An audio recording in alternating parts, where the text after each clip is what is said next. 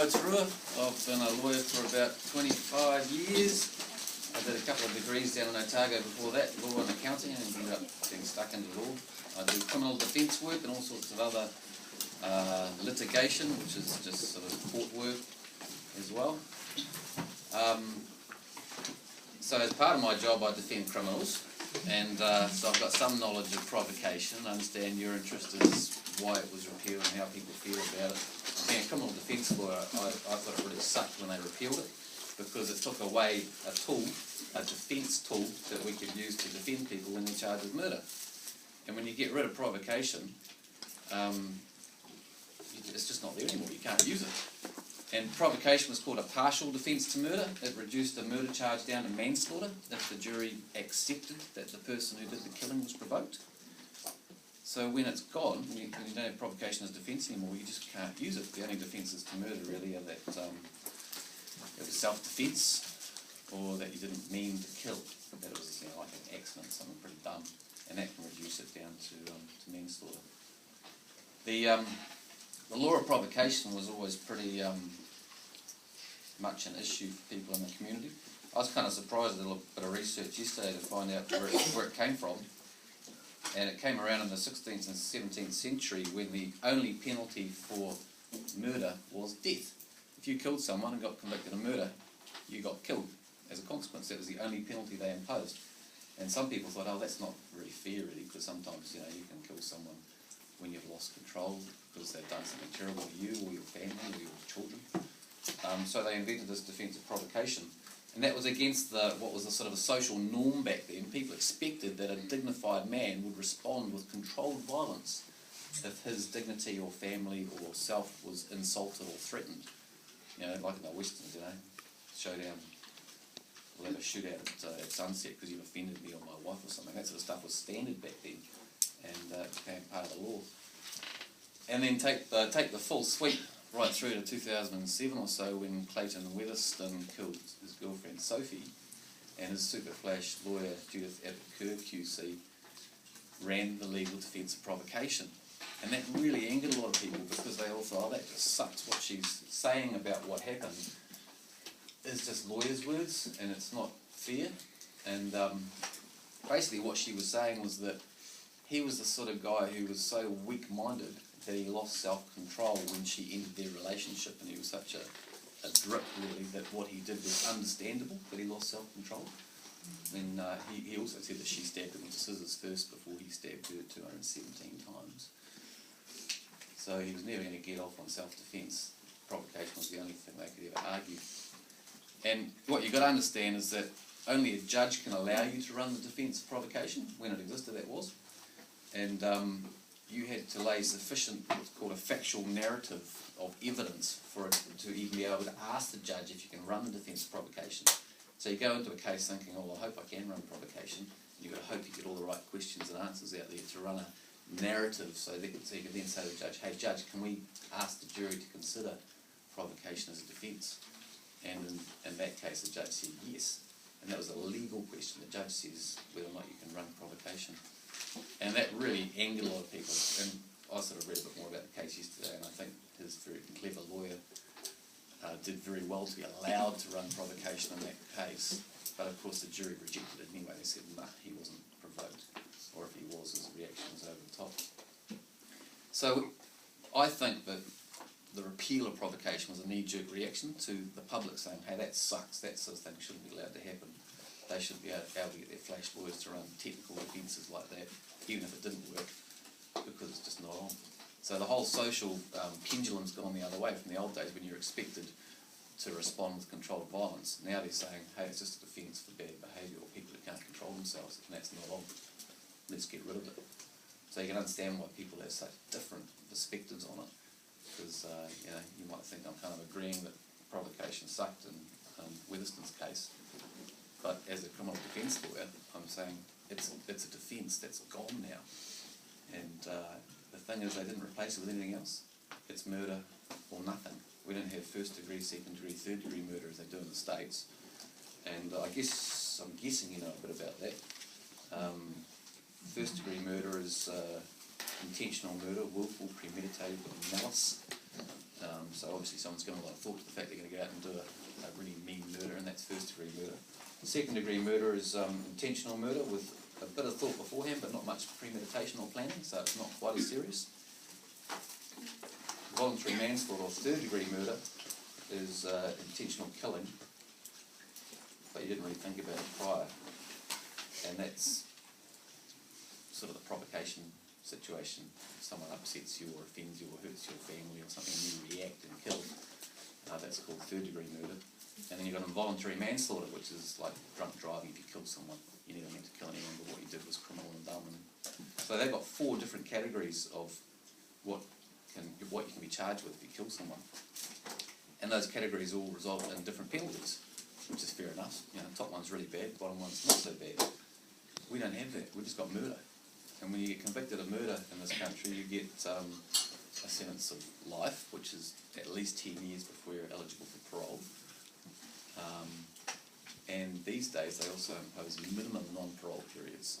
And some of those you hear about in the news are 16, 17 years. Clayton Wilson got 17 years before he's even eligible to apply for parole.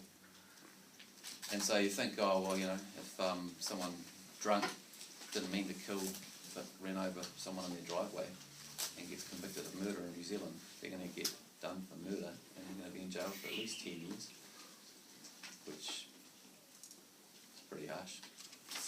But it's all about provocation, I suppose, and the Law Society, who represents the lawyers, we're all members of it, they were against provocation being chucked out. They said, no, it sucks, don't get rid of it. It's a legal question, only judges allow it when it should be allowed in the right cases, and then juries decide. So don't do away with provocation, but social impact, the sensible sentencing trust, and the outcry from Sophie's mum, and all the media coverage and everything just created this big groundswell. And the politicians who wanted to be voted in next time said, yeah, that's a good idea, yeah, let's do away with provocation. And it was then gone. So that's pretty much my perspective on it. Questions? We had questions yesterday. Ask them if you don't know them. I have a question. The law, what do you align to? The Law Society. Yep. So does every lawyer have to be a member? Yep. A member? Yeah, they also govern our behaviour. If someone complains about your behaviour, then you're answerable to the Law Society. So you've got So who's the Law Commission? The Law Commission is a government-appointed body, usually retired High Court judges and other smart people, professors, criminologists and stuff. And they pool their collective wisdom and make recommendations to the government about law changes. So if you have, yours need to switch on, so if you have the Law Commission that was there, and they were the ones who sort of said to the government, you need to make these changes. The government said, oh, it wasn't a knee-jerk reaction to the Weatherston case. We've been thinking about it for ages, but they would say that, wouldn't they?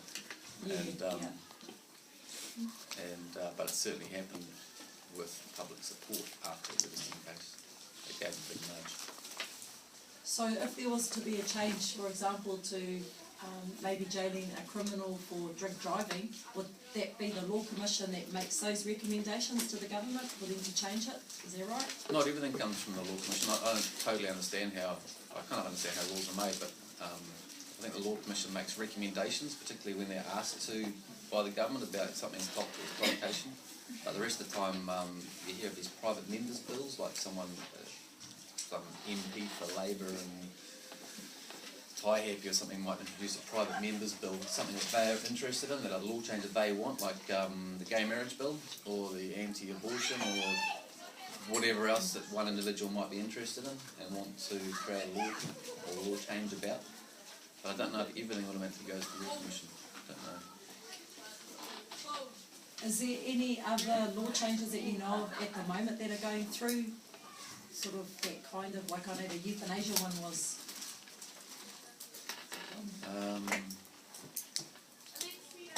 Yeah, that was the one that sort of raised its head again recently, and the government sort of said, oh, no one's really going to stick their neck out on this. Yeah, yeah. But I think it's one of those ones that requires what's called a conscience vote, Yeah. which is a different thing altogether. You don't align with your political party, it's all about how you personally feel. You don't get told what to do by your bosses or your colleagues. Only because if you girls are those girls who are looking for excellence credits, you have to have a look at another one, at another law that's currently going through this process, and I know that the euthanasia one came up, so that's why I asked. Just saying. Yeah, it's a real tough one as to whether it should be permitted or not. Sensible sentencing trust. Are they sensible? Mr. Foot's going to tell you a little bit about the sensible sentencing trust if you don't know, because you are going to be researching it, but he might be able to That came about as a result of a guy called Peter Bentley who runs Cobblestone Charm in Rotorua getting home invaded, and him and his wife got severely beaten and a lot of cash taken by some guys who used to work for him and knew he took a lot of cash home. And as a result, he got really verbal about it and said, oh, victims aren't being represented enough and we want to have our say, and criminals aren't going to jail long enough. And they have sort of swelled in support and power and now get a seat at most of the tables that talk about law reform and victims' rights and stuff like that. And me being the cynical criminal defence lawyer, think they're getting too much of a say and too much impact on decisions. But victims and victims' rights people reckon it's great because there's people speaking out for victims. So I guess, that's certainly, we're a democracy, so everyone's entitled to their say. I think they get too much say and too much input personally, but that's just my cynical criminal defence perspective. Yo. Why did you decide to be a criminal defence lawyer? In the late 80s, I had 2 degrees, law and accounting, and there was an economic crash and there was bugger all jobs around, and just near the end of my degrees I did a thing called Law Professionals, which is 3 months intensive, which basically tells you about public speaking, how the courts work and stuff, and I thought, oh, that's quite interesting, and there was no jobs around for commercial law, so I just kind of rolled into litigation, criminal law here in Rotorua, not really knowing how it was going to work out. And it ended up that it felt like quite a good fit because, I say I've got kind of a helping nature, and you do spend a lot of your time helping people, and a lot of the time unrewarded. It can be really rewarding, it can be really shit sometimes. It can be stressful and thankless and stuff like that, yeah. I'll ask a question because they were too scared. Is it really hard defending somebody when you know that they're guilty? That's what they wanted to know. The age-old question. I was just going to ask that. The age-old question. Well, the really lucky thing is that I don't have to judge people, I just have to represent them. So I've had people who have confessed to things they haven't done. I've had people who just won't accept responsibility for stuff that it's just obvious that they've done. But I can't judge them, I don't judge them because it's not my job to. I represent them. I say to them, look, here's the evidence, this is what I think they can prove, and I think you're in trouble, and if you plead guilty you're going to get a 25% discount off the sentence you'd otherwise get. But if you're found guilty, you're not going to get that discount. So if you're looking at a year's jail, that's a quarter of that time off if you plead guilty. And they might say, nah, I just defended a lady who burnt her house down. And it was pretty obvious to me that she had. And she then tried to force her 14-year-old daughter to take responsibility for it. And the daughter went and told the cops, yeah, I think it was me. And then she later said, well, to the cops, well, actually, no, it wasn't me. Mum made me say that. So Mum got charged with burning her house down and attempting to pervert course of justice by making a kid life for her. I said to Mum, you're looking pretty toasted here. I think you're going to go down for it. No, it wasn't me. No, it wasn't me. No, it wasn't me. So, you go to trial and the judge decides. And he decided she was guilty. But, should I tell the age-old one that I told last year? It's quite icky, but it's about 2 or 3 years into my job, when I wasn't as seasoned and cynical as I am now, I had this guy come and see me who was charged with doing indecencies to his son. And it was really yucky sexual stuff, and I watched what's called an evidential video interview of the son, who was interviewed by a specialist interviewer and told a story about what his dad had done to him. It was really detailed, really emotional, and I believed it. I thought, Jesus, this guy's really done these horrible things to his kid. And kind of kept the guy at arm's length, and yeah, we'll defend you, and we're moving on towards the trial. just before the trial, at a time when this guy had lost his current family, because they thought, ooh, yuck, sexo, and he'd been fired from his job because they thought, ooh, yuck, sexo, it transpired that he hadn't done it.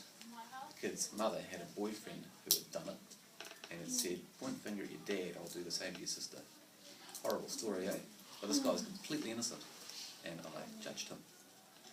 It was a really wicked learning curve for me. So yeah, it's not my job to judge. You don't know they're good. You know, you never know. Where's our budding lawyers? Who's going to law school?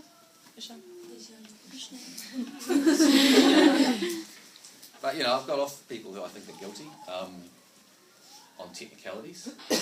I'm a youth advocate, so I look after 14 to 17-year-olds, which is a part of my job I really love. And I've had kids who have confessed to serious crimes, and the only evidence against them is their confession. And the cops have got that confession out of them wrongly. They haven't given them their rights to a lawyer, or they haven't got their parents in to help them out, or you know, the cops are stuffed up. And these are safeguards to protect young people. And when I challenge that in court and get the statement chucked out, the whole case falls over because they've got no other evidence against the kid, and they get off. And I don't feel bad about that. Rules are rules. Cops shouldn't feel bad about that. It used to be, it was kind of like a warfare mentality here that, you know, you had to win at all costs, and it was us and them, and cops didn't like lawyers and vice versa. Now it's more modern, everyone just knows it's a game or a business, and you do your job well.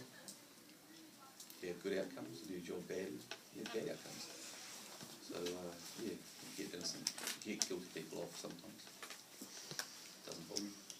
Yeah. Would it bother you if they did it multiple more times? Nope. Does that make sense? It's just another job for me, and I get paid. Have you done any, like, famous provocation stuff? Famous. I was involved in that horrible case, the Near Glacier case, for a while. Yeah. I got fired, I was quite happy with that. They were quite difficult people to work for. I was involved in one murder quite a few years ago, where a lady had been beaten up by her partner for years, and this night he'd beaten her, and he ended up dead in the back steps with a knife in here, and no one knew what happened. She was so wasted and so traumatised, no one knew what happened.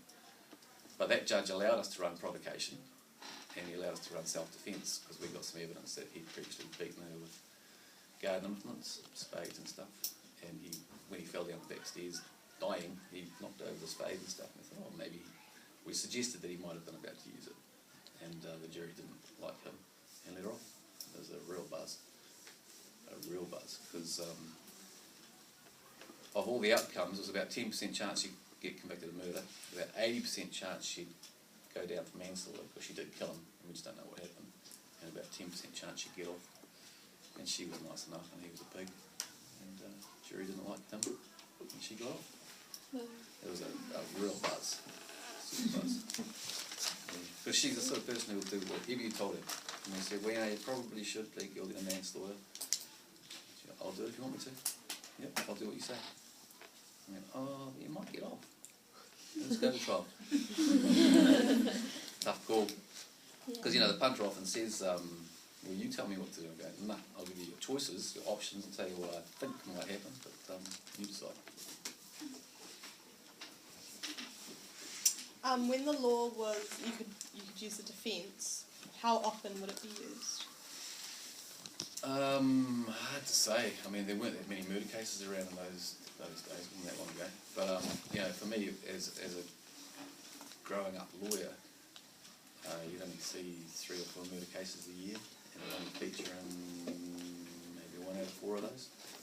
Because as I say, you need, as a matter of law, you need a factual scenario that runs through the case that you can discuss with the judge and be allowed by the judge to run it.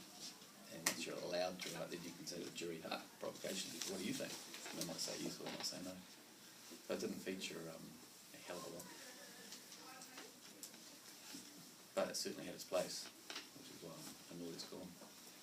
Yeah. I mean, provocation is not a defence to anything other than murder. Yeah, it's not a defence to assault. A lot of people think it is.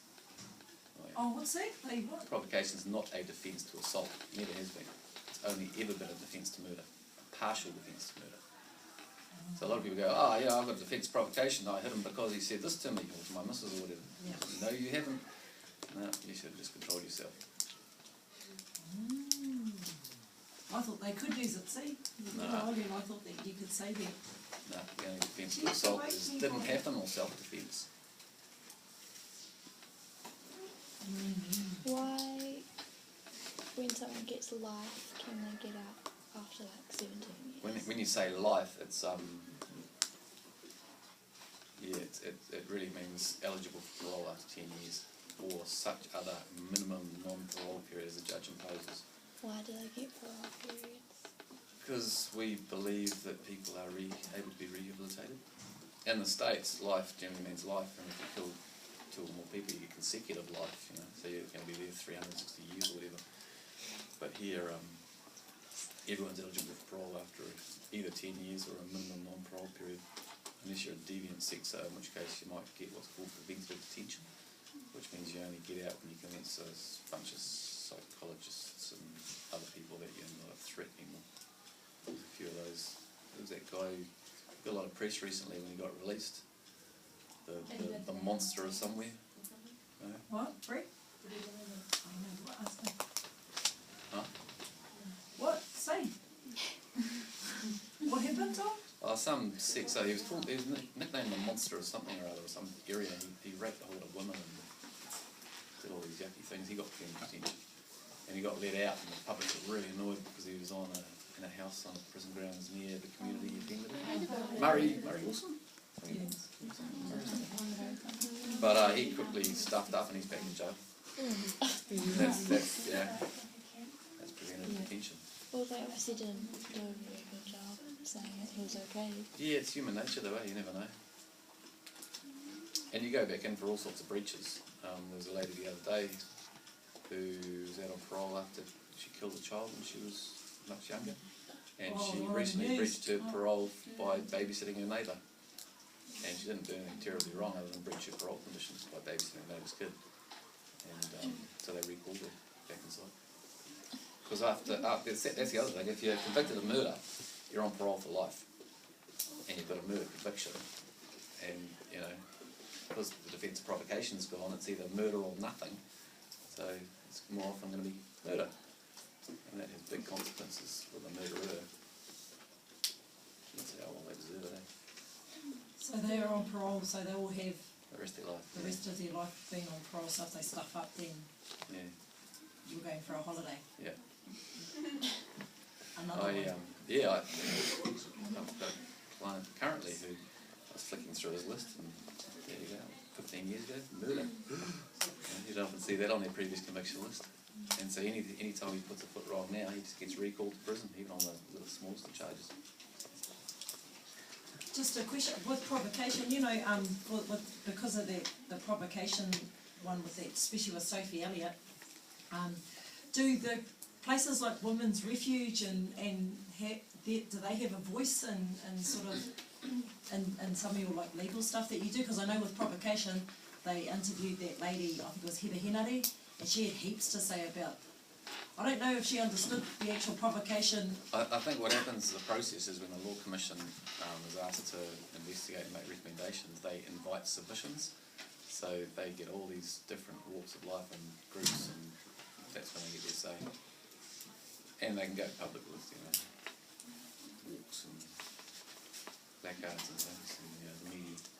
So I think the proper voice process is through the Law Commission submissions. That's where the Law Society goes and makes their mark. So, the other lawyer I noticed was that one was Greg. What did you say that lawyer's name was for Clayton Witherspoon? That was that lady. Judith Abbott-Kerr. And so was Greg. Greg the guy, King. yeah, he was on there as well. Was that who we saw, girls? Was it that one on the video when we were watching it? And someone said, "Oh, that's the guy." The one that-" that committed suicide.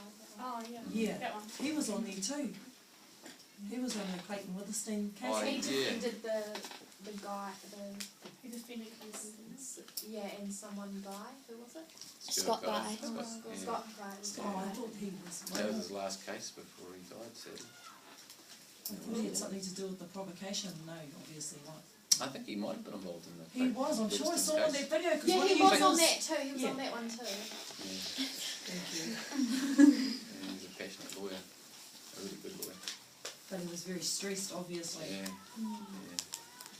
Which is understandable. yeah, it can take its toll.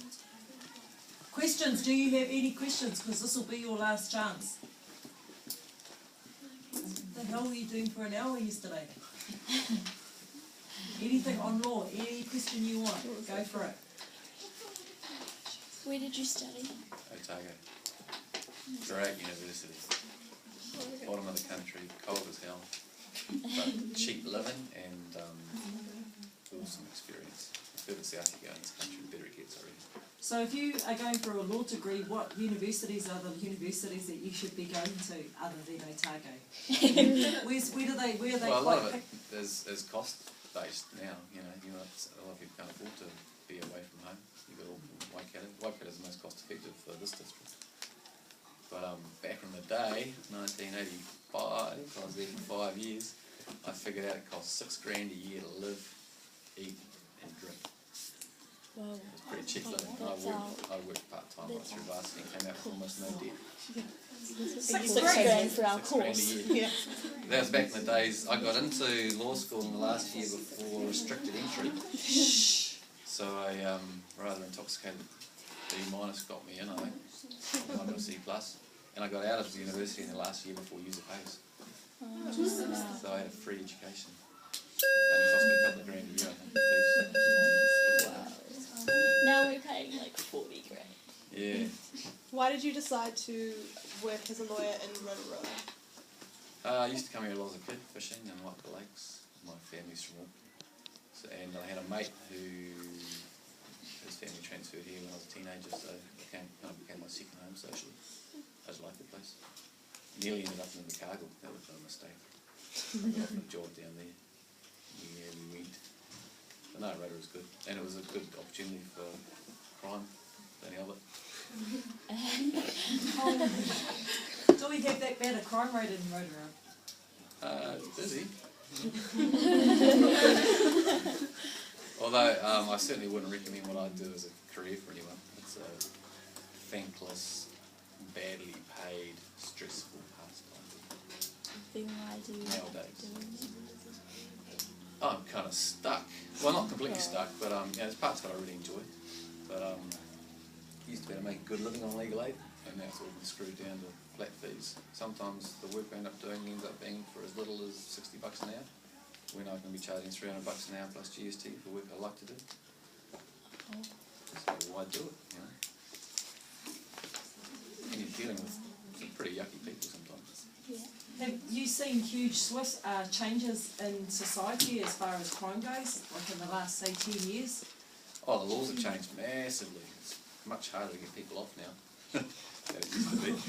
Yeah, really, there's been so many law changes. There's so many different things that the police can do to make a stronger case now than they used to.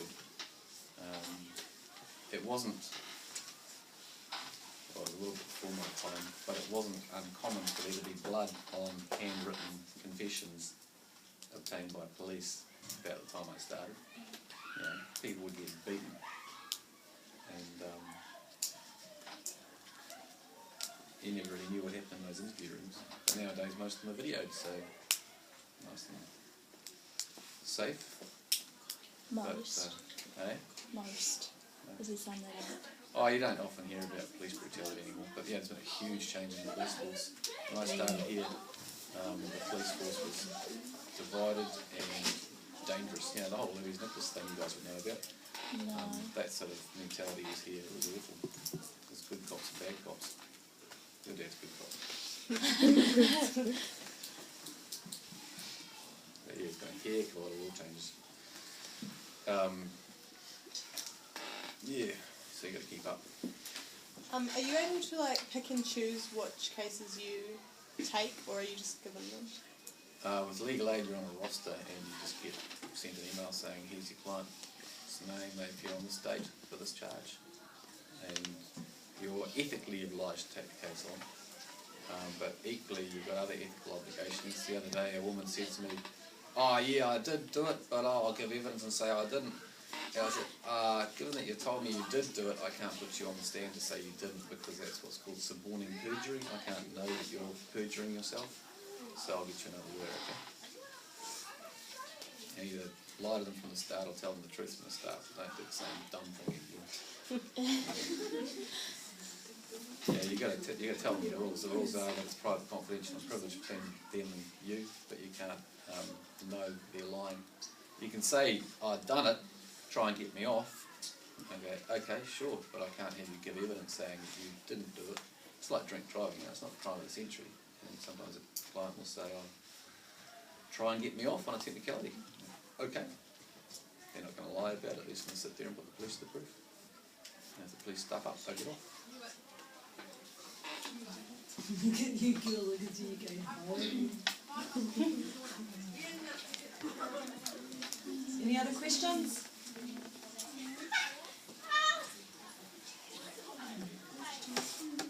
No? Speak now or forever hold your peace.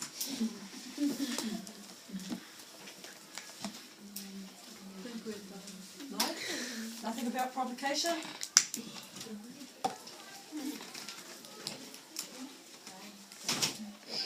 Cool. Oh, I want to know, is this a good school? He has a daughter at Rotorua Intermediate. Yeah. Yeah. Do you recommend it as a good school? I moved from JPC Did you? and I like it really well. Yeah, that's good to hear. Yeah, I've already seen it.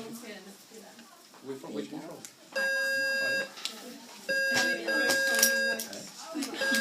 Yeah. There's an abundance of opportunities here.